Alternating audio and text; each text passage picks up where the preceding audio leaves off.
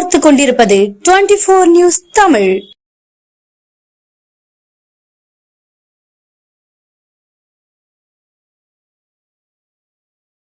உதகையில் ரோஜா கண்காட்சி இன்று நிறைவு என்ற அறிவிப்பை தொடர்ந்து சுற்றுலா பயணிகளின் கோரிக்கையை தொடர்ந்து மீண்டும் 3 நாட்கள் நீட்டிப்பு. நீலகிரி மாவட்டம் உதகையில் 100 ஆண்டு ரோஜா பூங்காவில் கடந்த 9ஆம் தேதி ரோஜா கண்காட்சி தொடங்கியது. 9 நாட்களில் நேற்று வரை 63,334 பேர்கள் கண்காட்சியை கண்டு ரசித்துள்ளனர். இன்று 9வது நாளையொட்டி நிறைவு விழா நடப்பதாக இருந்த நிலையில் சுற்றுலா பயணிகளின் நீலகிரிக்கு வருவதற்கு இ-பாஸ் நடைமுறையில் உள்ளது. மேலும் கோடை மழையை தொடர்ந்து நீலகிரிக்கு சுற்றுலா பயணிகள் 3 நாட்களுக்கு வர வேண்டாம் என மாவட்ட ஆட்சியர் அருணா அறிவிப்பை தொடர்ந்து சுற்றுலா பயணிகள் வரத்து குறைந்தது.